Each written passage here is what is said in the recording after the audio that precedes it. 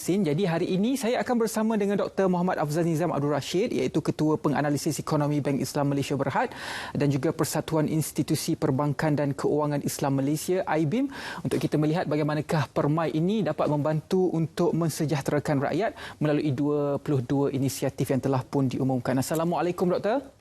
Waalaikumsalam. Jadi Doktor, kita teruskan saja.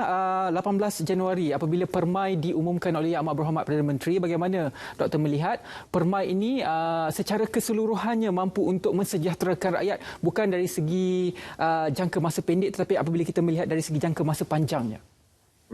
Okey, sebenarnya kita kena biasakan dengan saya rasalah beberapa siri pengumuman yang bakal diumumkan, kerana kita sedia maklum situasi COVID-19 ni belum mencapai orang kata tu titik noktahnya lagi. Dan kalau kita lihat pakej permai ni, dia punya objektif itu sama saja macam pakej-pakej rancangan ekonomi yang lepas-lepas. Maksudnya objektif utama satu untuk membentras penularan COVID-19, lepas tu memastikan kesejahteraan rakyat, kemudian memastikan kelangsungan dari sudut sektor perniagaan. Jadi kalau nak kata menyeluruh tu memang menyeluruhlah, dan ianya suatu bentuk respon yang saya kira agak kata tu bersesuaian dengan keadaan semasa, yang mana kita sedia maklum penularan wabak ni semakin menular, dan angka-angka ataupun langkah kerajaan untuk melaksanakan PKP dan sebagainya sudah tentu akan memberi kesan terhadap sektor ekonomi. Justru ia memerlukan suatu bentuk campur tangan oleh pihak kerajaan supaya dapat meminimumkan kesan ekonomi, kerana buat masa ini dia punya keutamaan itu adalah memastikan kesihatan rakyat sentiasa terjamin.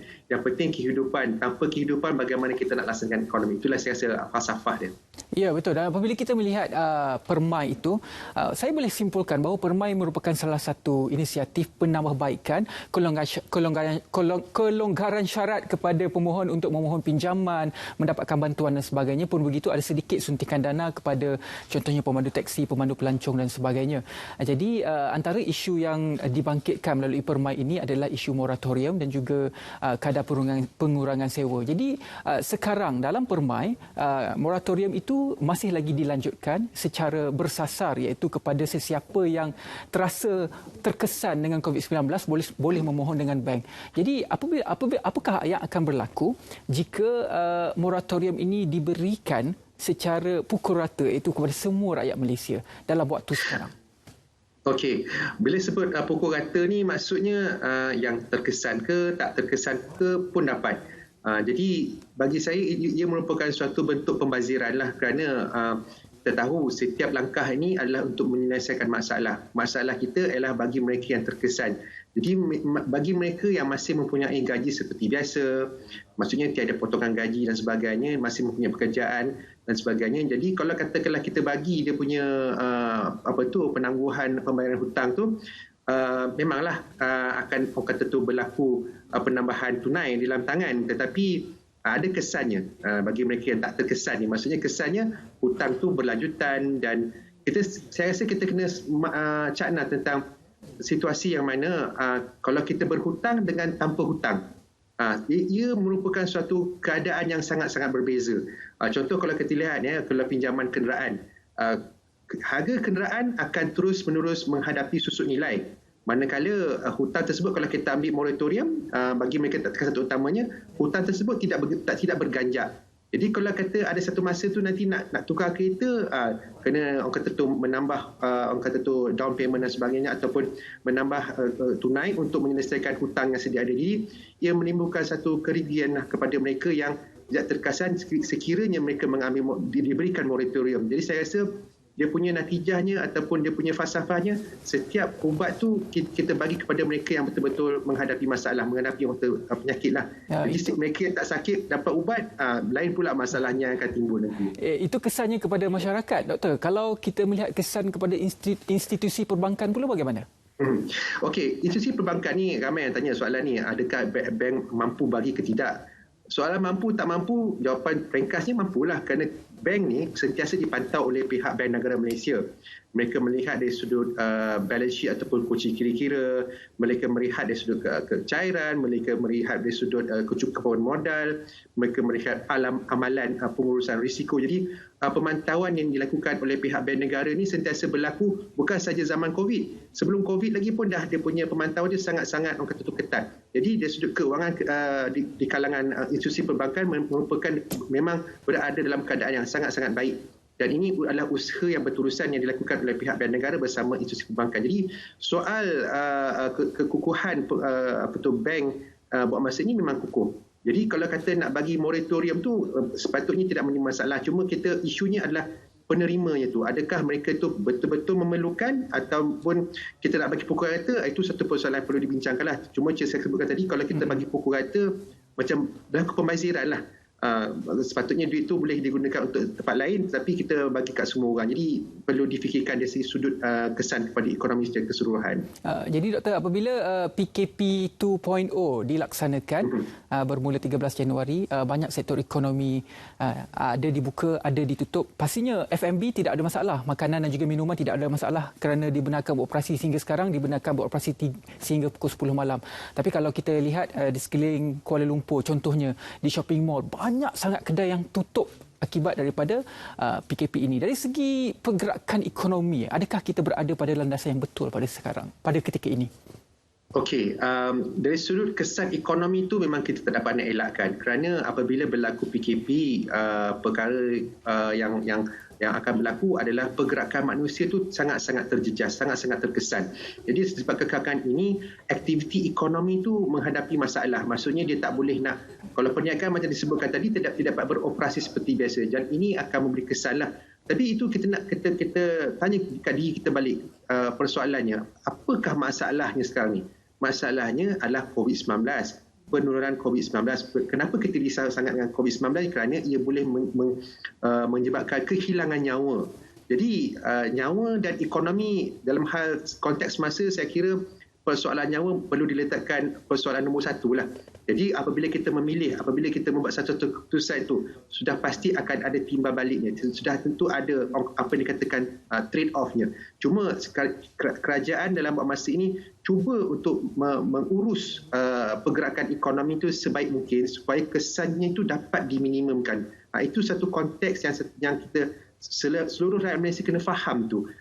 Kerana kalau kita kata PKP tapi masih keadaan ekonomi macam biasa, itu maksudnya tak mencapai sasaran lah, kerana nanti akan berlaku peningkatan kes dan sebagainya. Jadi bila berlaku PKP, of course akan ada kesan kepada kegiatan ekonomi. Jadi dari sudut ekonomi itu, apa yang dilakukan oleh kerajaan adalah untuk meminimumkan kesan ekonomi itu, kerana keutamanya sekarang adalah kesihatan.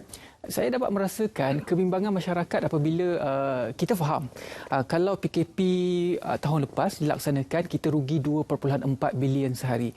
Sekarang kita tidak mahu perkara yang sama terjadi.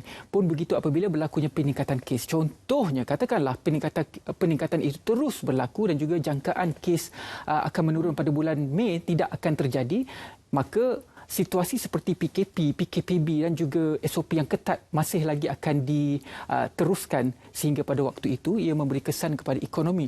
Jadi sejauh manakah reserve ekonomi Malaysia untuk menampung situasi yang bakal berlaku, mungkin lebih teruk dan juga alhamdulillah kalau lebih baik? Ya, okey. Dari sudut keupayaan kerajaan dan ataupun sektor perbankan secara umumnya untuk terus-menerus memberi bantuan, sememangnya ada. Pasal itu saya katakan tadi pada di awal perbincangan ini tadi, kita kena biasakan dengan pengumuman-pengumuman yang bakal diumumkan oleh pihak kerajaan lah, kerana selagi kes ini tak selesai, kita akan dapat lihat mungkin ada banyak siri-siri pengumuman yang bakal diumumkan oleh kerajaan bagi memastikan ekonomi itu terus terjamin. Dari sudut orang kata tu keupayaan, saya tak orang kata tu, kerajaan memang mempunyai keupayaan lah. Cuma isunya sekarang kita nak pastikan setiap program dilancarkan tu menepati sasaran. Kita tak mahu orang kata tu pukul rata dan kerana yalah, tidak semua dari segi kesannya tu berbeza-beza dari sudut darjahnya. Degree dia tu berbeza-beza. Mungkin dia punya ada yang kronik, okey kita bagi bantuan yang lebih. Bagi yang mereka yang tengah-tengah, mungkin bantuannya maksudnya bersesuaian lah dengan tahap kesan yang dihadapinya tu. Jadi apa yang penting sekarang ni, rakyat Malaysia, sektor perniagaan perlu mengambil peluang apakah yang diumumkan oleh kerajaan dan sesuai yang boleh diambil dari sudut kesempatan yang ada ini. Jadi mereka perlu melihat balik, kalau perniagaan melihat balik bisnes model mereka dari sudut kos, dari sudut kos, apa kita katakan kos tetap, kos berubah dan sebagainya. Mereka perlu melihat semula adakah perlu dilakukan rombakan terhadap strategi perniagaan mereka. Jadi dengan situasi yang ada ni, kita perlu cakna tentang apakah bantuan yang ada dan apa kesempatan yang boleh kita ambil. Itu saya rasa satu perkara yang perlu kita tekankanlah. Ya, itu dari segi tanggungjawab masyarakat untuk tahu apakah status kesihatan ekonominya supaya dapat mohon apa sahaja bantuan yang disediakan di bawah Permai dan juga pakej rangsangan ekonomi. Jadi jangkaan doktor, adakah akan ada pengumuman baru untuk menambah baik Permai ataupun untuk kesinambungan dan juga kelonggaran syarat yang lebih lagi daripada apa yang ada dalam Permai? Kalau katakanlah kes masih lagi tinggi, saya jangkakan memang akan ada lagi siri-siri pengumuman yang diumumkan oleh pihak kerajaan lah. Contoh macam geran khas prihatin, program subsidi upah. Itu saya rasa dua benda ni saya nampak benda yang antara yang baiklah untuk sektor perniagaan, dan begitu juga dengan pembiayaan skim mikro kredit dan sebagainya. Itu adalah antara intisipati yang akan diteruskan. Dari sudut moratorium, kalau kita perhatikannya, sebelum ini pun pihak bank pun telah mengambil langkah proaktif. Sebelum berlakunya pengumuman Permai ni, macam kami di pihak Bank Islam pun telah mengumumkan pelanjutan moratorium bersasar ni sehingga bulan Jun 2021. Jadi apa yang perlu dilakukan oleh para pelanggan adalah untuk datang dan berhubung dengan pihak bank untuk berbincang apakah penyelesaian terbaik untuk kita capai supaya menghadapi satu kesejahteraan ekonomi. Jadi kalau nak kata apakah akan ada lagi pengumuman, saya jangkakan memang ada kerana kes masih lagi tinggi dan pelaksanaan vaksin pun belum dilaksanakan lagi. Jadi selagi perkara ini masih kekal, maksudnya kes masih tinggi, vaksin belum dilancarkan, memang akan adalah berlaku pengumuman-pengumuman berkenaan dengan pakej rangsangan ekonomi. Doktor, kita keluar sedikit daripada perbincangan mengenai Permai. Adakah dalam situasi sekarang ada pihak mengatakan bahawa ini adalah masa untuk kita melabur, beli rumah, beli aset, beli kereta dan sebagainya kerana kadarnya rendah. Jadi adakah perkara ini betul? Betul, itu saya kata tadi, setiap manusia ataupun rakyat Malaysia ni dia punya tahap kesan itu berbeza-beza. Ada yang tak terkesan langsung, ada yang terkesan, dan terkesan ada dia punya degree-nya tu. Jadi mereka yang tak terkesan, maksud saya tak terkesan ni, dia cukup pendapatan lah. Maka ini merupakan masa yang sesuai untuk memikirkan pelaburan rumah dan sebagainya. Kerana kalau kita lihat, kadar pembiayaan sangat-sangat kompetitif buat masa ini. Bagi mereka katakanlah nak tukar kereta, mungkin mereka kereta tu dah berumur 5 tahun dan ke atas. Kita tahu bila kereta berumur 5 tahun dan ke atas ni akan menghadapi masalah, akan menghadapi satu bentuk maintenance yang tinggi. Jadi kalau nak tukar kereta, mungkin ini masa yang terbaik kerana kita nak mengambil kesempatan yang ada. Jadi kalau tanya ini masih sesuai, jawapan ringkas sesuai, tetapi apa-apa hal pun kena nilai balik ke kemampuan kita. Kena audit balik kesihatan ekonomi kita sendiri kan, doktor? Jadi mungkin sedikit kata-kata akhir doktor dan juga harapan doktor terhadap mungkin jangkaan ekonomi kita sehingga penghujung tahun 2021. Okey, pengharapan saya satu saja. Saya harapkan seluruh rakyat Malaysia sentiasa bersifat positif. Kerana sifat positif ini penting. Bila kita sifat positif ni, kita akan cenderung untuk mencari jalan penyelesaian. Kalau kita sentiasa negatif, kita akan rasa down, rasa depressed dan sebagainya. Itu tidak menyelesaikan masalah. Jadi di sudut ekonomi memang kita jangkakan memang sentiasa orang kata tu dalam keadaan yang mencabar. Kita tak tahu bila kita akan selesai situasi ini. Jadi itulah pesanan ringkas saya.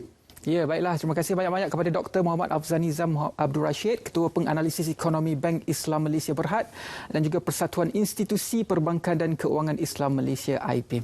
Dalam kita melihat Permai, bagaimanakah ia boleh mensejahterakan rakyat. Baiklah, kita nak ke Pulau Pinang untuk slot Cerita Pagi bersama dengan rakan pelapor saya, Hanisma sudah pun bersedia. Silakan, Hanisma.